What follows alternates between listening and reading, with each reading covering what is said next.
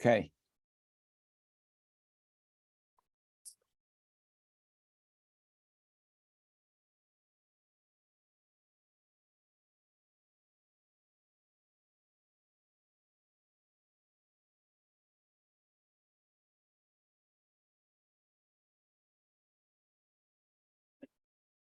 Welcome, everyone.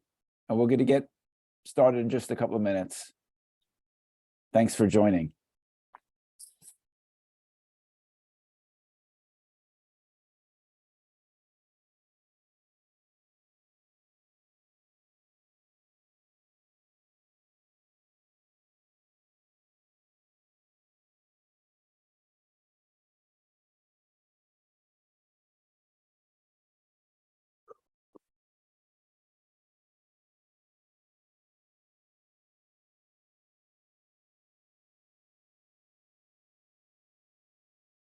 Okay.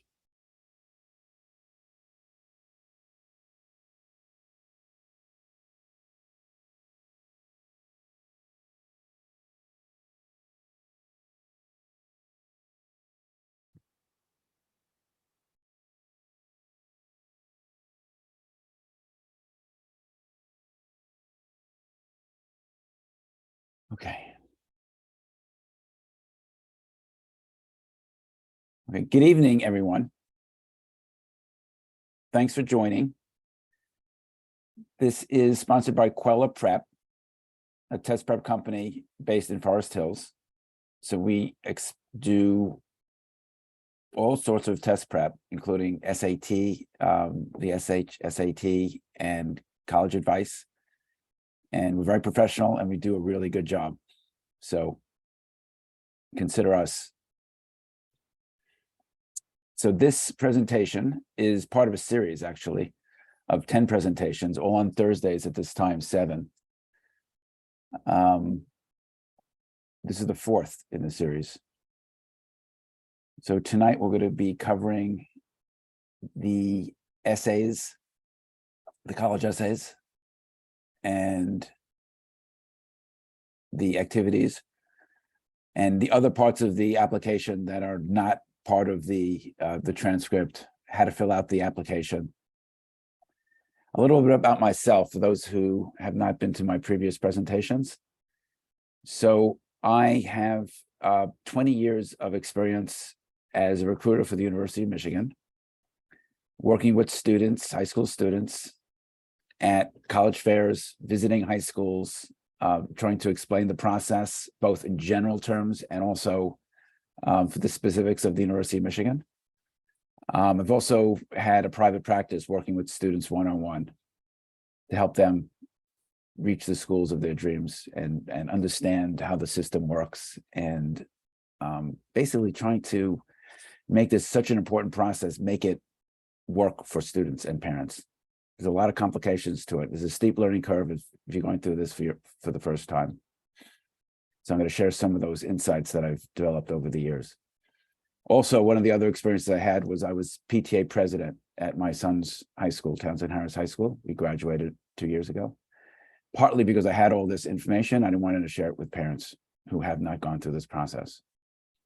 So a lot of what I do is really motivated by my feeling that I want to help through this process, understanding the value of the what college means, and making sure that students and parents will find that college of best fit. So that's part of what this is all about tonight. I have some slides. Let me share these with you. Okay, so tonight we're going to talk about the personal statement, which is a big part of the application, supplemental essays, and the activities and awards. Those are the 3 main topics tonight. If you have any questions, this is the email address, info@kwellerprop.com, and we'll get back to you. Okay. Okay, so it is daunting at first, the entire process. So there are these elements to it.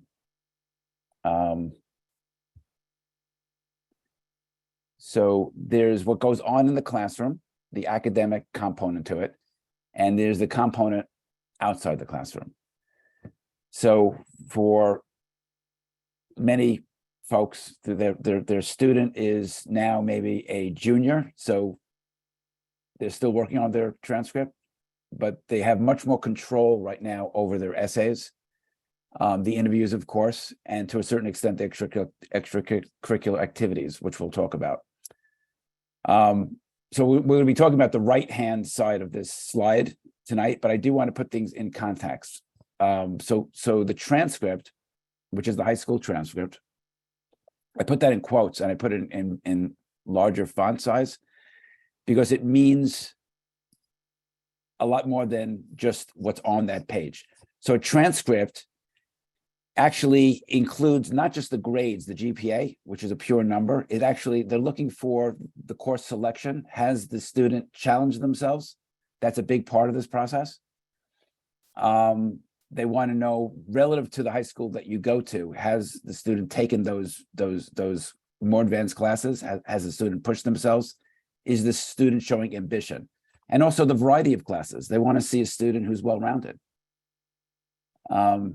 The letters of recommendation actually include, surprisingly, in the transcript, in that quote transcript, because that's also information about what's going on in the classroom. So it's much more than a number. And admissions officers are really curious about the students. They tend to be idealistic. The typical admissions officer who's reading an application is only in their 20s or 30s. They're relatively recent college graduates. They tend to be idealistic. And they want to root for the student, and they want to see things beyond the number because the numbers are obvious. They want to make their jobs interesting. And they're looking for that. They're looking for qualities and characteristics that make that student special and that make them fit into the college campus and add to or enhance the college environment that they'll join. So a lot of the spirit of what we're going to be doing today in the essays and the activities revolve around that. The idea of presenting the student in a way that makes the student appealing because they're special, they're different, they're willing to expose who their personality is, and they've done things that make them interesting and would make them an addition to the college environment.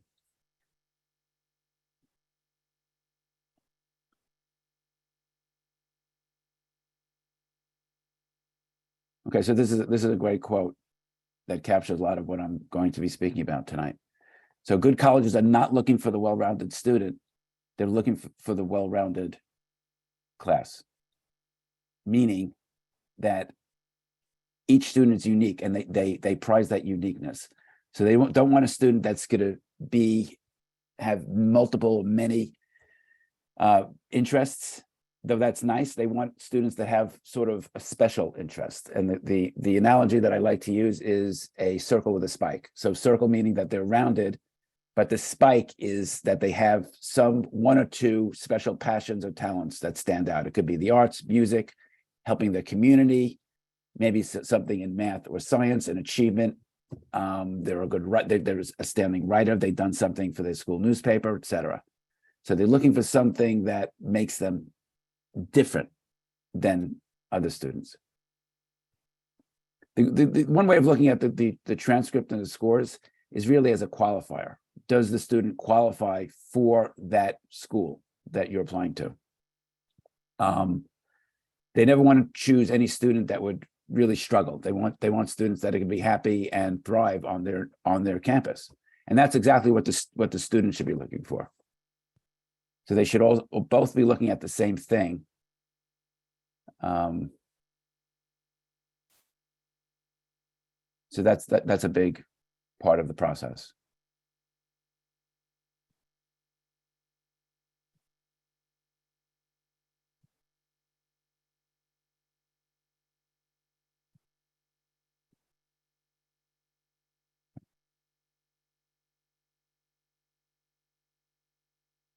Okay, so let me continue with that thought. So part of the success of this process is understanding the perspective of the admissions office. Let me just, I think I'm having I don't think you can see the screen. Let me,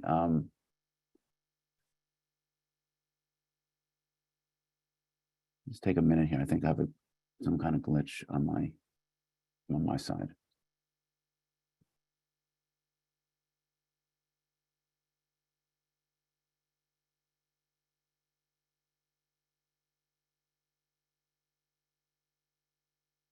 One second.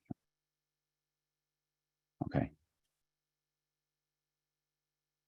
Sorry for that. I'm just seeing something here.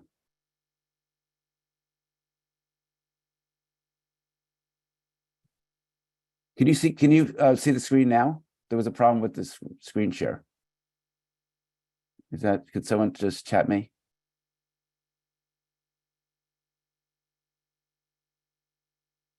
Thank you.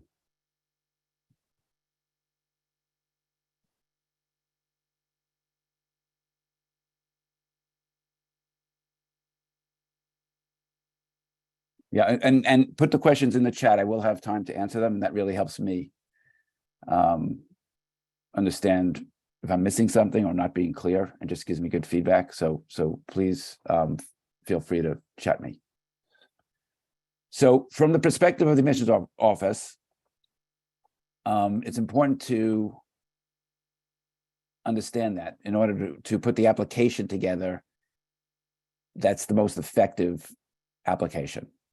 Because when you're putting together an essay or any application, it's very important to keep in mind who the target audience is. So an essay that might be an A in an English class would not succeed in a college application, and vice versa. So that's a very big part of this successful process, is understanding who you're writing to. So they want a community. I was touching on this before.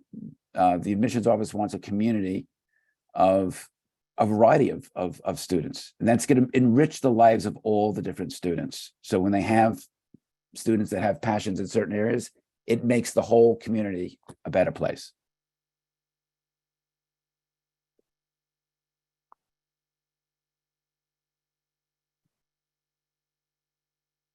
Okay.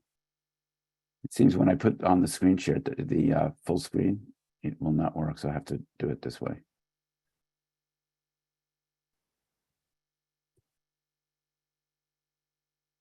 There we go.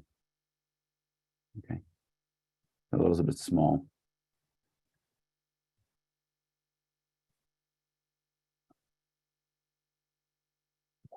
Okay, let's talk about what are the elements. Right now we're looking at the application globally. So one of the insights that I share with students and parents is the idea that there should be a theme, that it's not enough to just put everything down and as individual pieces.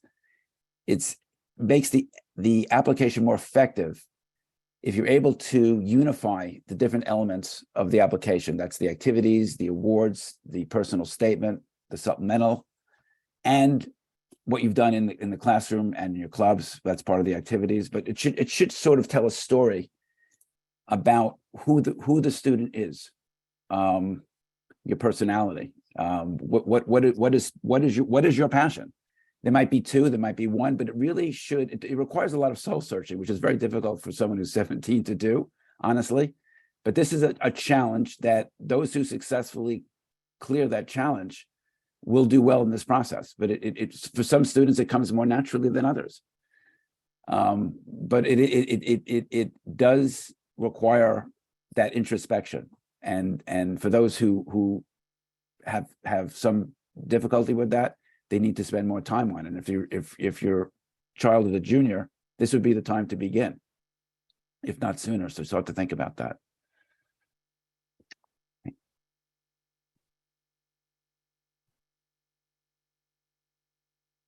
Okay, so let's talk about the personal statement. So again, in the context of what it means, the admissions officer reading your application is very interested in knowing about you personally. So they're really looking forward to reading the personal statement. It's 650 words maximum, but it shouldn't be too much less than that. You can't go over 650 words. There are 7 prompts to choose from. One prompt is you can write on anything. The prompts are really meant to just kind of stimulate your thought, because the chances are if you're going to write something effective, it's going to fall into one of those 6 categories. So don't worry about the prompt so much. But the prompt would be something like describe a challenge that you've overcome, someone important in your life that's changed your life, things of that nature. Okay. So again, it's a real challenge to write the personal essay. It's not the same format as an English class essay. So this is the voice of the student. It's a piece of writing that really is challenging. It's going to convey who the person is. Now, there are vehicles of doing that. You could be talking about, like, for example, fishing. You could be talking about a cousin of yours, walking your dog. Some of the most effective essays are just on ordinary topics. There's not one single topic, but there are certain things that do make an essay more effective.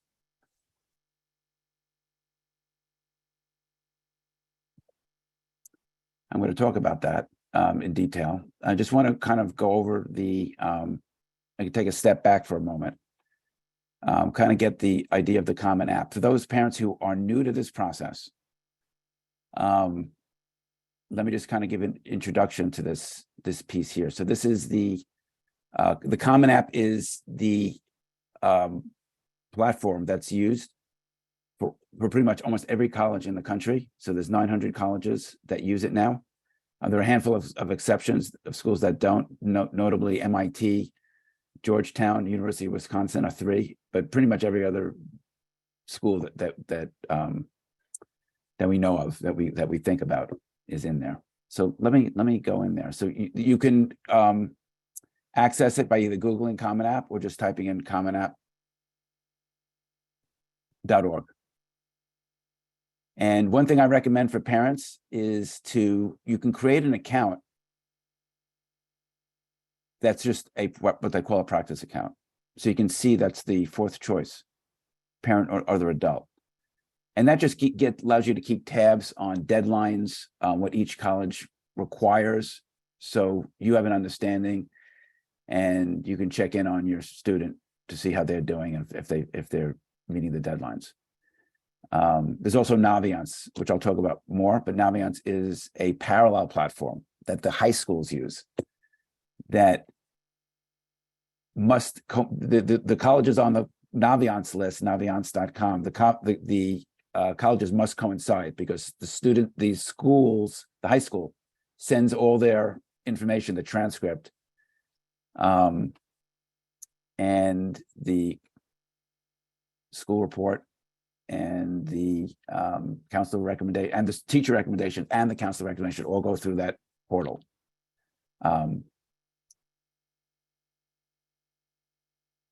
So I logged in, and this is what when you log in, I actually populated it, but let's do a quick search on Cornell. We're going to add Cornell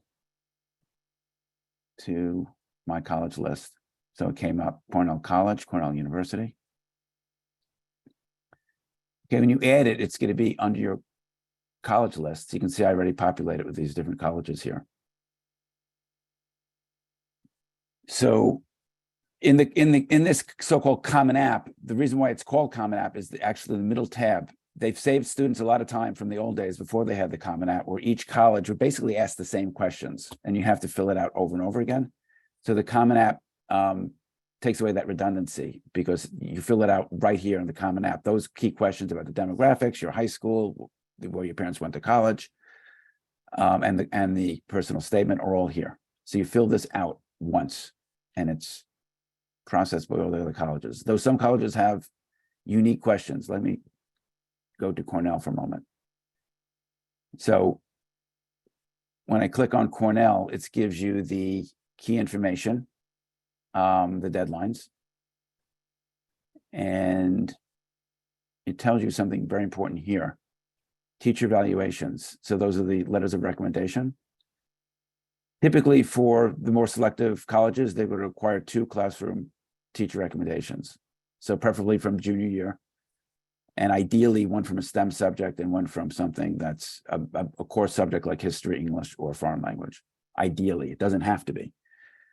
And then they're allowing 1 optional. So the optional can either be a third classroom teacher or someone outside the classroom. So that's the other evaluation. Oh, that's teacher, I'm sorry. So teacher would be 1 optional. It's three outside the classroom in this case. So they allow 3 outside and 1 other classroom teacher. Okay.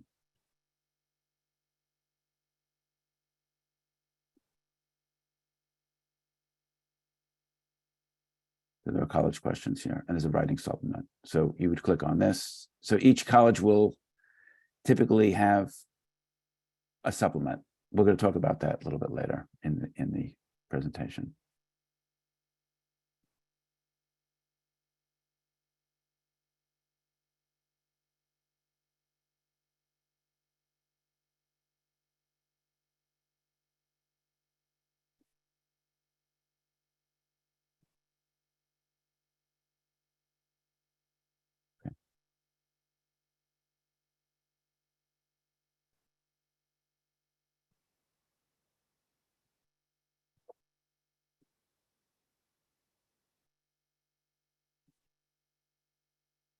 Okay, so this personal statement, which is somewhat mysterious, is frustrating in a way because there is no one template for it. There are many different ways that will successfully answer the question of the personal statement, how to go about it. There's many ways. However, there's certain key components to the essay that I think are necessary. Let me talk about that.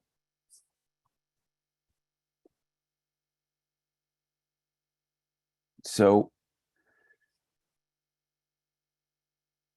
it's sort of like an essence to, when you read it, it's going to convey a sense of who the student is, their distinct personality and their voice. One of the things, it has to be entertaining. So you have to sort of market yourself. That's something that students are not used to. So keep in mind, you're actually doing a sales, at its essence, you're doing a sales job, because you're trying to convince the person reading it, this 20-something idealistic admissions officer, to accept you. And the acceptance decision goes far beyond the numbers, the GPA and the scores. This is where a lot of the difference and the opportunity really comes in. So you want to engage the reader, because they're reading like 30 or 40 of these during the peak season, which is actually happening right now. January, February are the 2 busiest months for college admissions. So they're reading 30 of these things a day, and if it's engaging and interesting and charming, it's going to score points. So a good story has an arc. So it's gonna rise and flow. One of the most successful narratives that are used is a student overcoming some issue. It could be a health issue. It could be some issue with a family member, some problem that they overcame of any sort, and how you navigated that. And it's telling a story that's memorable and hopefully has a happy ending, because that's also something that you don't want to be too down, but it should have a blend of something that's a challenge and something that has sort of a victorious ending. Okay.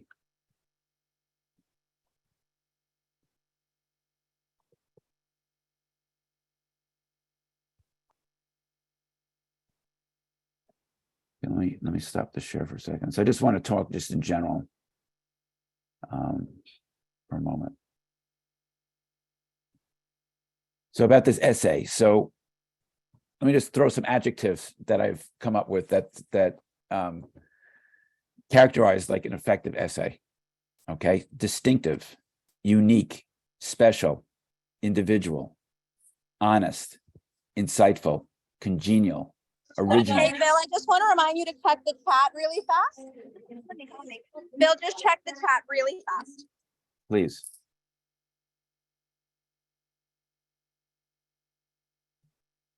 Yeah, there's a lot of messages. Oh boy. Okay, so you didn't see that? Can you see? Let me share my screen. My screen was not shared. Can you see that?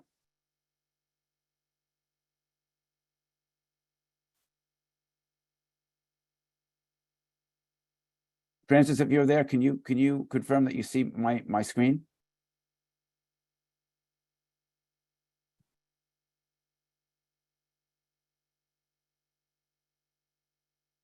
Okay, thank you. Yeah, I have to keep the chat on because it's kind of glitchy.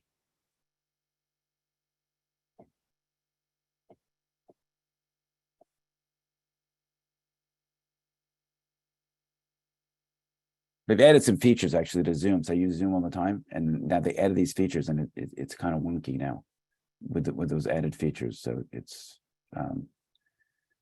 made the presentation much more difficult. Okay. Okay.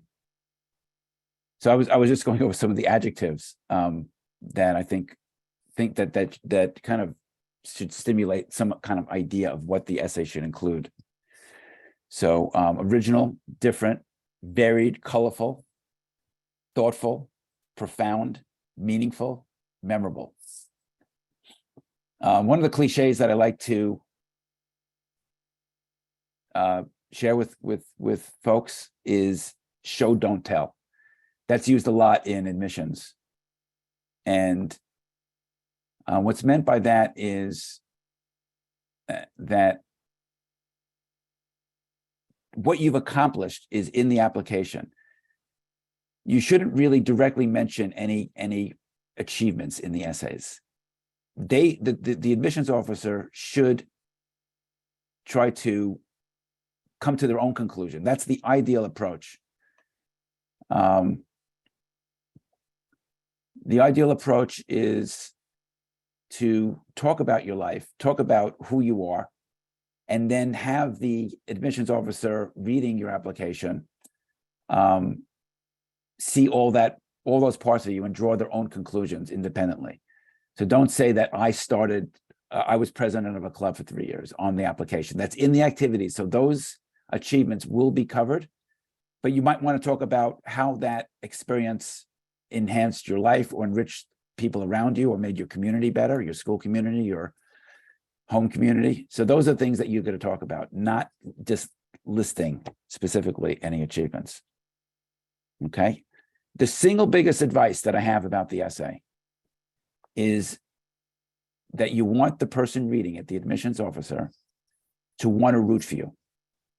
And of course, it's a subjective decision. And give you one insight about how that subjective decision plays out. Students that are sort of on the bubble, that there are certain students that are going to get into their college because they're so outstanding. So at the very top, they'll get in.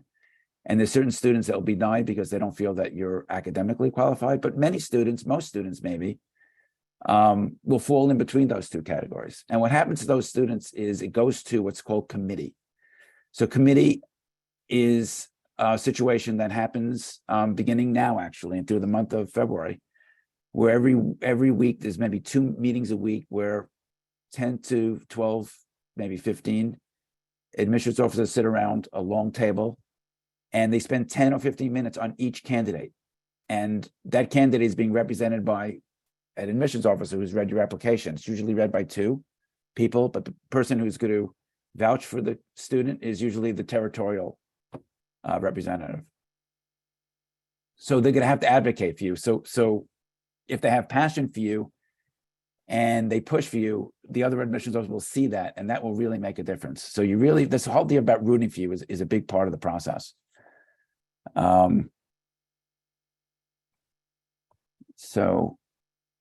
of the other things, kind of like to convey like what the essay should do, is you want to welcome the reader into your home, and as if they're there with you, talking to you, which is pretty hard to do. So, but that's like sort of the gold standard. You kind of like want them to feel like they really met you, and they feel comfortable with you inviting them into their home, which is the college. So, do they see that you're a good fit there culturally? Do they see that you'll be happy there? Do they see that you will add to another dimension, enrich the campus community? Those are all things that are going through their mind. Okay. These are things that you should not have in your essay. So things to avoid. It should not be boastful or arrogant. That's kind of a third rail. So you really want to steer clear of being vain or even mentioning something, an achievement. You really should steer clear of that if you can, unless it's very indirect. But it would require sort of a very subtle touch to navigate around that. Again, you're trying to endear yourself to the admissions officer, and usually when you brag, that's not an effective way of doing that. Of course, you want to avoid being boring. You want to stay away from listing achievements. We talked about that. The other big thing is when you write the essay, it's very tempting to write about someone else or something else. That is always going to be part of the essay, but always keep in mind that the main character in the essay is the student. Okay, so that's a must. There has to be about the person writing it. Okay, try to be original and avoid being too negative or harsh. Those are my things to avoid. Okay, so the first step in the process is choosing a topic. That's requires some brainstorming. Oftentimes, the first topic is not good. I mean, there are many, many instances, if not most, where a student writes their essay, they have it at the right length, and they think about it and they say, no, this I don't feel comfortable with this. It's not working. And they start from scratch, which is good because you've gone through the process once. Now you're going to go through it again, and it's going to be better the second time. And there's a reason why you didn't like it. You can always go back to it. You can always enhance it. But yeah, you want to try different topics and see which ones click. So the most successful essays that have been cited in the literature have to do with very, very mundane topics, building a bookcase, fishing, a family dinner conversation, things of that nature, just ordinary life. You're not scoring points on your achievement really in the essay. You're really scoring points about describing who you are. So don't use the essay as another opportunity to show why you're a strong student or you're a strong person. That's not the point of the essay. And that would be a mistake if you did that. Again, your achievements are found elsewhere in your application. They'll see your transcript, believe me. They will see your up to 10 activities that you list and your awards. That's all going to be there, and your letters of recommendation. So they get to see all the achievements in a separate part of the application. Let me go back to the screen share. So I covered these slides here. I thought it was better to talk about it. And let me just talk about the essay structure. So this essay structure, by the way, holds for not just the personal statement, but also is true for the supplemental essays, which you'll need to write as well. So again, you're marketing yourself. So you want to grab the reader's attention. So that's what they call a hook. So a hook can be just one sentence. It can just be a few words. It could be a quote. You got their attention. Okay, then you draw the reader in. You keep their attention with a compelling story. Humor is a good thing. Colorful expressions also help. You don't want to be boring. Again, you know, it's a marketing opportunity. You're selling yourself to the school. If you can show a vulnerable side, that's also something that will win over. Usually, that's an effective, though difficult, element to include. If you can do that, and then you want to conclude generally with try to be uplifting at the end. Okay, so here's some hooks that I recently came across. One student wrote started with a quote, which is kind of catchy. "I shall not leave my city any less, but rather greater than I found it." As a first-year student at Townsend Harris High School, I committed to those words as part of our traditional ephebic oath. This was not something that seemed unnatural for me. And then the student went on. So there's a quote that's like a paragraph in itself. So you kind of like, it like sits there and it's also that it's separated by white space. It makes it more interesting. So you want to vary paragraph lengths too, because it has to be visually interesting as well. Here's another, what another student started with a question. How could I be so close to someone when I lived so far away? So a question is also very stimulating because the person reading it is going to ask that question to themselves. So it's an interesting approach. And this student wrote about his relationship with his grandparents. And he got into the University of Chicago. This essay was actually in a book, as cited as like one of the great essays. So actually, I have it. I'm going to send a document at the end that includes all these links. So this link will be in there. So you're going to see the full essay. So I'm not going to just put it in the copy and paste in the chat just now. But it's a great essay. I kept a firm grip on the rainbow trout as I removed the lure from its lip. Then, my heart racing with excitement, I lowered the fish to the water and watched it flash away. I remained hooked. And it goes on. So it's a great story. So read that when you can. So I'm going to send this document to you. Let me send it now. I'll send it again at the end. So let me put that in the chat.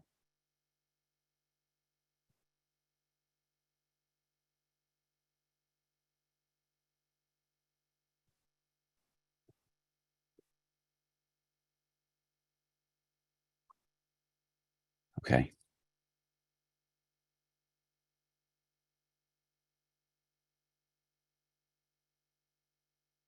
Okay. Let me go on.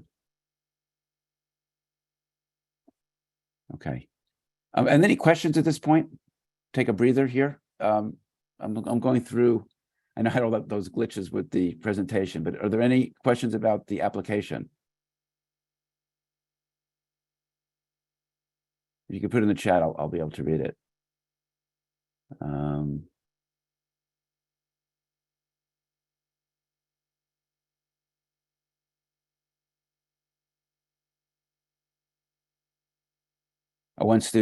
One parent or student is asking about MIT and Caltech, which are technical schools. Do they look for essays? Yes, they absolutely look for well-rounded students, just like all the other schools. Of course, your achievement in STEM is going to be very important, but they also want a well-rounded student, a student that also is going to fit on the campus and be engaged, use the resources. So a lot of these elite schools and many parents tonight, I think many folks tonight are from parents of Stuyvesant students.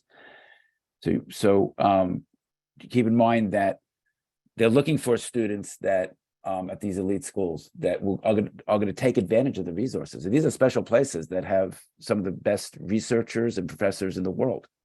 And they want to, it's an opportunity, and they want to know that students who are admitted will leverage and take advantage of those unique opportunities that those great colleges provide.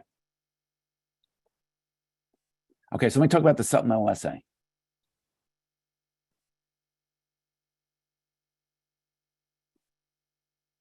So most of the competitive colleges do require at least one. Several require more than one, two, maybe three, maybe, but some of them are short. I say the average is like 250 words, maybe. A lot of them have like very short ones, like you have to write a sentence, or they'll say it has to be like 100 characters or less, not 100 words, mixed in with a longer essay.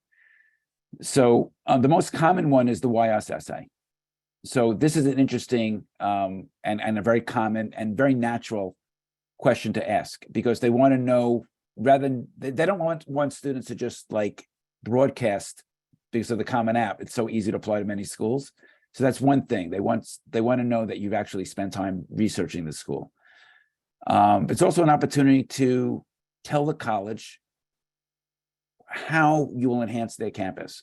So one thing I always tell students when approaching the why-us essay is to think of it as a question of not what the college can do for you, but what the student could do for the college. Because it's so easy to look up the college. Oh, they have this class I want to take, or there's this club that I want to join, or is this.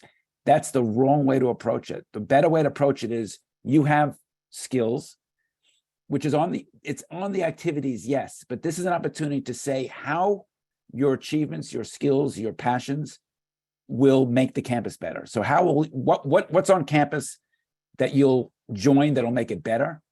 Or maybe you'll start a club because one doesn't exist if you did that research. If you're an athlete, you could talk about that you'll maybe be on a club sport. Something about the school. So the other thing about the YSSA is they really want you to know that you've done research. So learn about the college and see, like, a lot of colleges use special terms to describe different qualities about the campus, like specific places on the campus, and certain buildings are referred to by names that are just known by college students. The mascot and anything special about the school. So you throw that in, and that really makes a difference. But they love to hear, the admissions officers love to hear that you really have passion for the school. And that's one way of communicating that, for sure. And one last thing at the bottom is some schools do not have a supplemental. So the CUNY, except for the Macaulay Honors, they do not. The SUNYs do not. And some of the private colleges don't. Some of the ones I've listed here: Northeastern, Case, Western Reserve, Middlebury, Wesley, and Skidmore do not have a supplemental. Okay, so the question is, in the YSSA, how do you find out about the school? So I actually have a document that I'm going to share. But one of the places is getting the vibe on the campus. Keep in mind something that's very important. It's hard to underrate this observation, that the student, it's a real premium on the student really investing a lot of effort into identifying the schools where they'll be happiest, where they'll really fit, because that's what the school's looking for. So if a student really does their research and they really have put the effort in and they really feel confident that they'll really want to go to school ABC because of all the right reasons, not because it's the most prestigious, but because it's really culturally good fit and you'll really thrive there, there's a good chance that the admissions officers will see the same thing. And that connection is very special, and they will most likely accept you in that case. So that's really what you're looking for. So visiting the campuses, of course, is the number one way of doing this. So when you visit the campus, I'm not a big believer in going on the tours, because that's really a marketing tool for the school.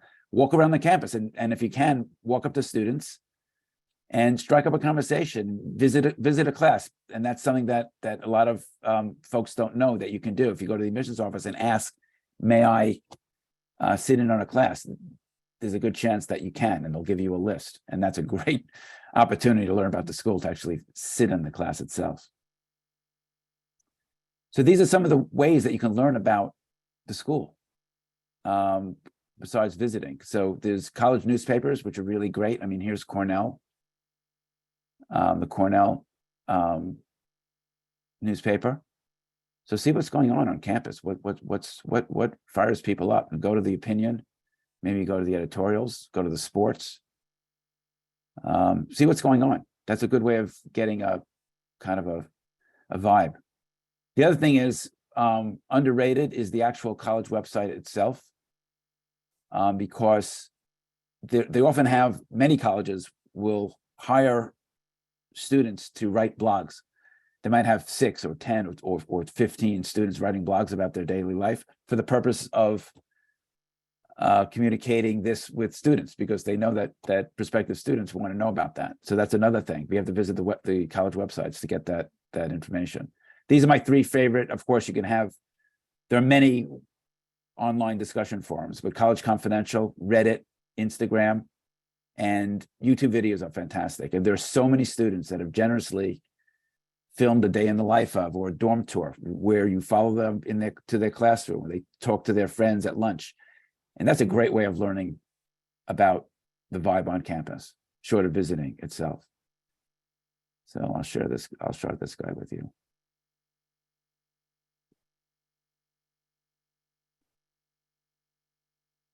So this here. So these are just getting the vibe.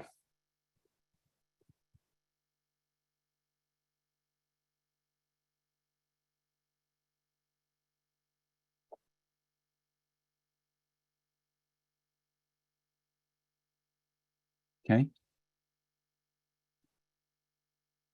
All right, so here's some supplemental essays that I really liked. So this one was not a YS essay, but it was the prompt was reflect on something that has given you great satisfaction. Why has it been important to you? A bag of eggplant and roasted red bell peppers, topped with crunchy chickpeas, purple onions, cucumbers, and the most delicious lemon tahini dressing. Nothing on this planet is better than my mother's homemade sabish on a weekend afternoon. I've been mesmerized by the culinary arts ever since she taught me to make broccoli and cheese omelets when I was 7 years old. And it goes on. But isn't that a great? It's very personal and very effective, and it's well written, and it grabs your attention. So it really is, I thought, a very effective essay, which answers the question, and it's unique. Here's another one that I liked because of uniqueness. So they're looking for originality and uniqueness. So this student had a passion for chess, but rather than say it, again, what I said before, it's show, don't tell. You don't want to say that you're a chess, you enjoy chess, or that's your passion. It's better to do it in a story. So they start with 5 moves. For those who don't know chess, that's the notation used to indicate which pieces are moving where.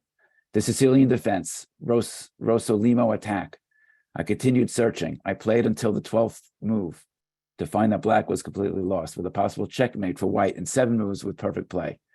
I struggled to wrap my head around the complexities of the position, but the computer was able to figure it out in a matter of seconds, and it goes on. But I just thought it was very original, an excellent essay. Okay, let's move on to the activities section. So that's the other big part of the essay, the application. So the 2 main parts are the essays will be the personal statement, which is the number 1. Then the supplemental essays, if they have any, which they usually will. And then the other part of this is the activities. So you can list up to 10 extracurricular activities, things that you do outside the classroom. It doesn't have to be 10, so there shouldn't be pressure to populate all 10 of them, but the order matters. So you want to organize it. So you don't want to just put it in as you see it. You want to create a spreadsheet like this. I'll share this with you, okay? This is a spreadsheet that helps organize the activities. If you're actually in that spreadsheet is an example too of another student who did it. So the idea is that you write them down, then you kind of rank them and then sort them. And then you keep changing it over time, and you can change the activities because it's hard to make it concise. It's very hard to put the words in. You only have 150 characters, which is about 30 words. So you want to be judicious with that and how to concisely express your activities, which for many students, they put their heart and soul into it. And this is the opportunity to express it, but it's limited in the words. So it's going to be a challenge. On the Common App, it looks like this. So you have up to 10. So these are the boxes. That's what I did on the spreadsheet. So I organized it. So all the information here is actually in the spreadsheet. If you scroll across. Yeah, if you open the spreadsheet, it'll have all that information, the hours per week, weeks per year, et cetera. Okay. Last but certainly not least is letters of recommendation. On these, a student cannot read them because they're very strongly encouraged to sign the FERPA, which is the agreement that the student chooses not to read them because that's a confidentiality. So colleges rightfully feel that if student can read them, that the teacher won't be frank. So you do want to have that FERPA, which is part of the Common App. You'll see that right away on the Common App. Okay, so I touched on this earlier, but most of the selective colleges are going to require 2 letters, classroom teacher letters of recommendation. You want to ask them generally in about now, maybe in a couple of months, March, April of junior year. Many teachers have put a limit because they don't get compensated for letters of recommendation. surprisingly. And so they put a cap on it, maybe 30 or 40 letters. So you want to get to them early, and you want to give them an out. So when you approach a teacher, you want to ask in a way where they don't feel compelled to write it. So you only want to ask a teacher if you really feel that they know you and they're going to write a strong letter. So you talk to them about that. They'll be honest. Do you feel comfortable writing a letter for me? You want, and when you ask, you can also include write it first as an email, and then in the email, include things of your achievement that they can write about that they might not know about you. So include that, and then ask the teacher. So you write the letter, the email, including all that information about what you've done and things that you would present in your Common App that they wouldn't necessarily see, and then approach them. And ideally, it would be one in a STEM subject, like I mentioned, and one in humanities, but it certainly doesn't have to be. It also doesn't have to be in junior year, though that's preferable because of recency. Many students do well if they get a strong letter for senior year, especially if they're applying regular decision, which is due in January. So the teacher knows them well, and it's also recency because that's a strong point there. And also sophomore year, if you really had a very strong relationship with a teacher in sophomore year, and if you would get a strong letter, go for it. Okay. And it counts a lot. So letters of recommendation really mean a lot because it's the only opportunity where they're getting a third party to evaluate you, because students, of course, are going to say only nice things about themselves, but it's a way of hearing another voice from the classroom. It does make a big difference. So the resume, many students do not submit it. It's perfectly optional. It comes at the end of the Common App. There's an opportunity to upload that information, or you can upload it through the portal. So when you apply to any college, within 24 hours, you could receive an email with a password, a temporary password, and it's through that portal, that college applicant portal, that you communicate with the school, and they're going to give you information and invite you maybe to visit a class online or participate in a panel discussion, things like that. So be sure to check your portal. So the resume, there are two schools of thought. If you feel like what you put down in your activities does not represent the full range of what you've done, then that would be an argument to submit a resume. But if you do submit a resume, make sure that it's very professional looking, that it's compelling, that it looks good. It'll be a PDF, you'll upload it. So that's something that is a judgment call, depending on each situation. I mentioned Naviance before.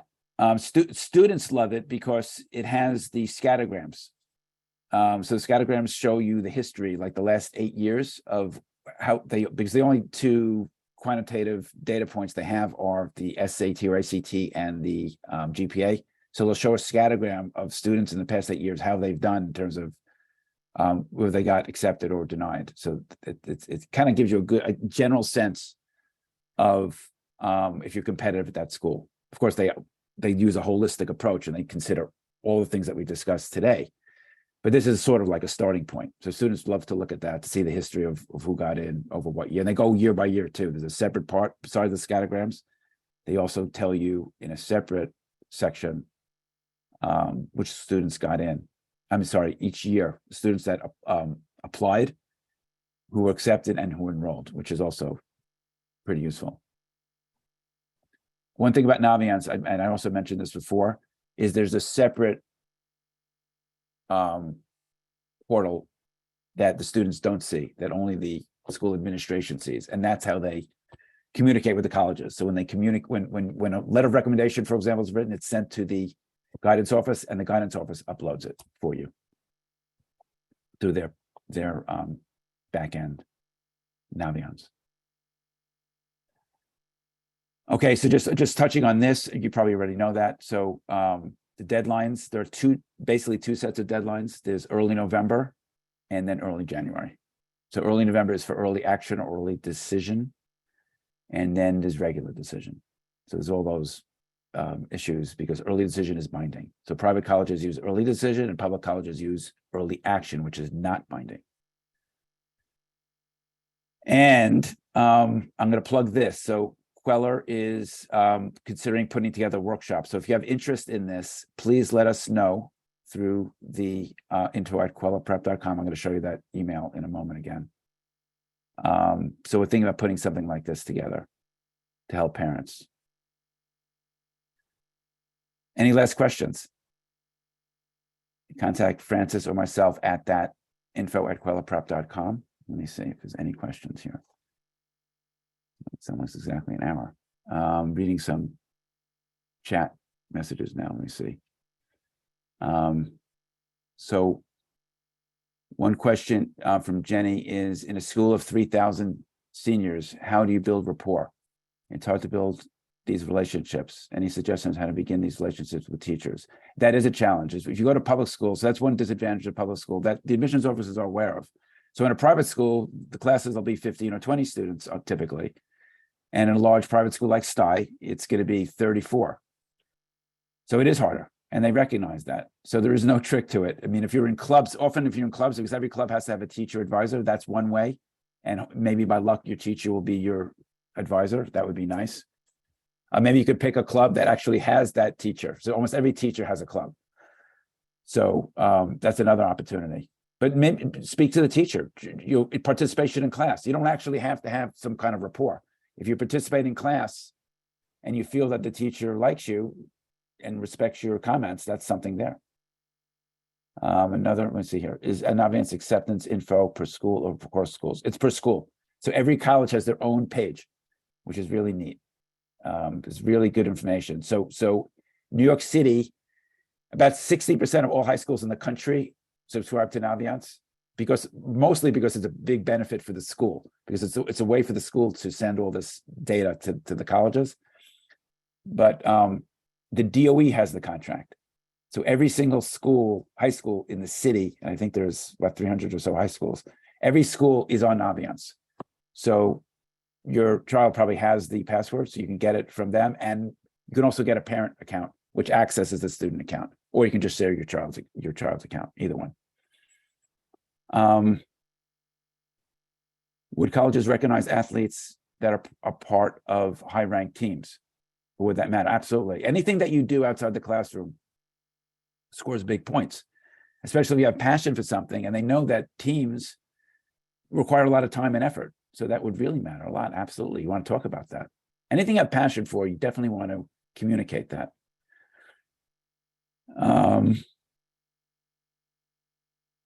For the workshop. Yeah, I think we're going to communicate that. So we have your emails. So Francis and I will communicate about that workshop, because I do think it would be really helpful. Go through this whole thing in a lot more detail rather than just in a 60-minute session. So I think I hopefully I made your time worthwhile. Sorry about those glitches in the beginning. I do think this new Zoom they came up with a new version has really been messing things up for me. But anyway, did I share that document? Let me share the document again. There was that doc. Let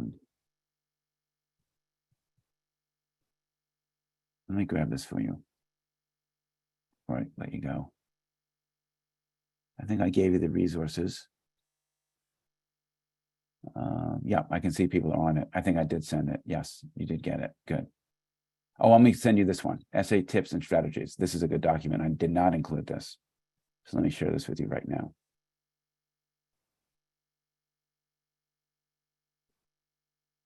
Essay tips. So it summarizes all those slides that I had in just one single document.